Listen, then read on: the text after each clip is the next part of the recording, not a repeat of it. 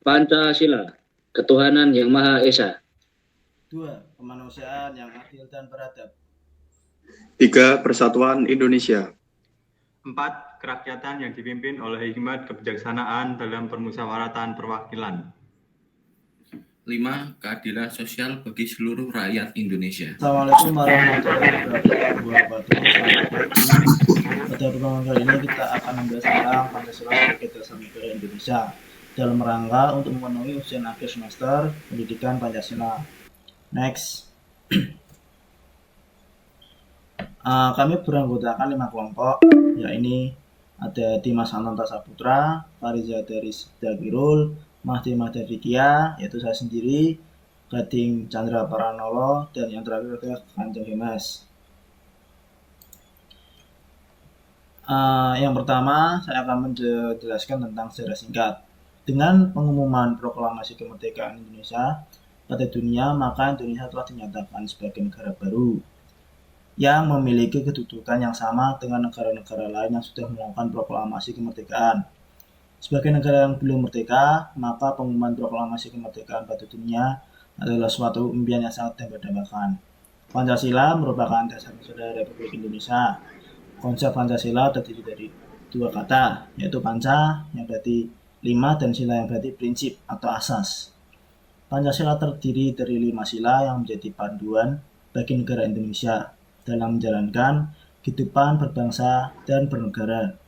Pancasila sebagai dasar negara menjadi landasan ideologi, sistem politik, dan penyelenggaraan negara Indonesia. Pancasila menggambarkan karakter bangsa Indonesia yang beragam, toleran, demokratis, dan mengedepankan kepentingan bersama. Next.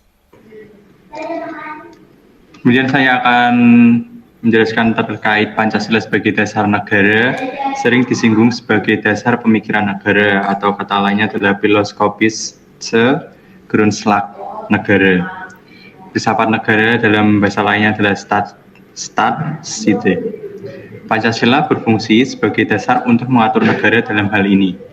Dengan kata lain, penyelenggaraan negara diatur berdasarkan Pancasila. Sumber semangat bagi Undang-Undang Dasar 1945, penyelenggaraan negara, dan pelaksanaan pemerintahan. MPR dengan ketetapan nomor XVIIV MPR _1998 telah mengembalikan kedudukan Pancasila sebagai dasar negara Republik Indonesia. Kemudian Pancasila sebagai dasar negara memiliki arti bahwa Pancasila dijadikan sebagai dasar untuk mengatur penyelenggaraan pemerintahan negara. Lalu Pancasila menurut ketetapan MPR nomor 3 _MPR tahun 2000 merupakan sumber hukum dasar nasional. Pada tanggal 29 Mei 1945, Mr. Muhammad Yamin mengemukakan pemikirannya tentang dasar negara yang terdiri dari 5 dasar negara, yaitu yang pertama ada peri kebangsaan, kemudian yang kedua ada peri kemanusiaan, yang ketiga adalah peri ketuhanan, yang keempat peri kerakyatan, dan yang terakhir yang kelima adalah kesejahteraan rakyat. Lalu Pancasila sebagai dasar negara kita dirumuskan dari nilai-nilai yang berasal dari pandangan hidup bangsa yang merupakan suatu kepribadian bangsa, yang dimana perjanjian luhur serta tujuan yang hendak diwujudkan. Karena itu Pancasila dijadikan ideologi negara. Pancasila merupakan kesadaran cita-cita hukum serta cita-cita moral luhur yang memiliki suasana kejiwaan serta watak bangsa Indonesia, yang dimana melandasi proklamasi kemerdekaan Republik Indonesia 11 Agustus 1945. Untuk mewujudkan tujuan proklamasi kemerdekaan, maka panitia mempersiapkan kemerdekaan Indonesia atau bisa disebut PPKI telah menetapkan Undang-Undang 1945 yang dimana merupakan hukum dasar yang tertulis yang mengikat pemerintah, setiap lembaga atau masyarakat, warga negara, dan penduduk Republik Indonesia pada tanggal 18 Agustus 1945, sehari setelah proklamasi kemerdekaan tersebut.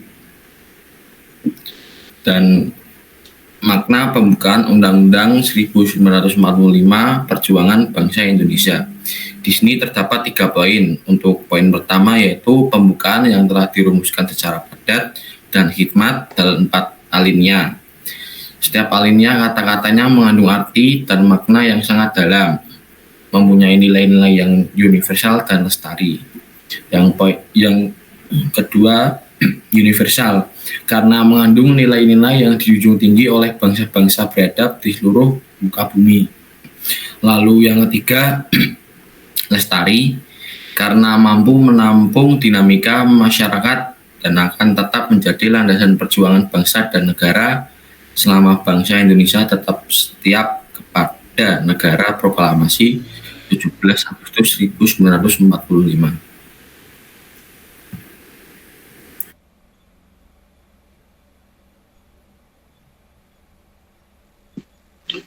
Makna-makna yang terkandung dalam Pancasila. Lambang silang pertama adalah bintang. Bintang dimaksudkan sebagai sebuah cahaya, mengandung makna nur atau cahaya. Bintangnya memiliki sudut, maksudnya untuk menerangi dasar negara yang 5 dan tujuan negara yang 5. Sedangkan warna hitam melambangkan warna alam atau warna asli. Arti dari sila ini adalah beriman dan takwa kepada Tuhan Yang Maha Esa, sesuai dengan agama dan kepercayaan masing-masing, menurut dasar kemanusiaan yang adil dan beradab. Lambang sila kedua adalah rantai. Mata rantai yang berbentuk segi 4 melambangkan laki-laki, sedangkan lingkaran adalah perempuan. Mata rantai yang saling berkait pun melambangkan satu sama lain dan perlu bersatu sehingga menjadi kuat seperti rantai. Arti dari sila ini adalah mengakui persamaan hak dan kewajiban yang sama di antara manusia. Bangsa Indonesia merasa dirinya sebagai bagian dari masyarakat internasional, sehingga harus mengembangkan sikap saling menghormati dan bekerja sama dengan bangsa lain. Kemudian, lambang sila ketiga adalah pohon beringin. Pohon beringin merupakan pohon yang besar di mana banyak orang bisa berteduh di bawah naungan negara Indonesia. Selain itu, pohon beringin memiliki sulur dan akar yang menjalar kemana-mana, namun tetap berasal dari satu pohon yang sama. Seperti halnya keragaman suku bangsa yang menyatu di bawah nama Indonesia. Selain itu, pohon beringin memiliki sulur dan akar yang menyebar kemana-mana, namun tetap berasal dari pohon kebangsaan yang sama. Seperti halnya keragaman suku yang menyatu dengan nama Indonesia. Kemudian, lambang sila keempat adalah kepala banteng. Kepala banteng merupakan hewan sosial yang suka berkumpul, seperti halnya musyawarah, di mana orang-orang yang harus berkumpul untuk mendiskusikan sesuatu. Pada sila keempat ini, memiliki makna yakni mengutamakan budaya, musyawarah atau mufakat dalam pengambilan keputusan bersama. Kemudian yang terakhir, lambang sila kelima. Lambang sila kelima adalah padi dan kapas. Padi dan kapas merupakan kebutuhan dasar setiap manusia, yakni pangan dan sandang, sebagai syarat utama untuk mencapai kemakmuran yang merupakan tujuan utama bagi sila kelima ini.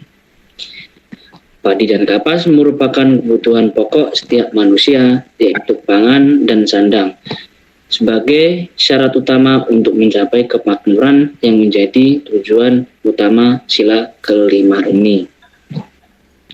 Terima kasih, semoga bermanfaat bagi semuanya. Sekian dari kelompok kami. Wassalamualaikum warahmatullahi wabarakatuh.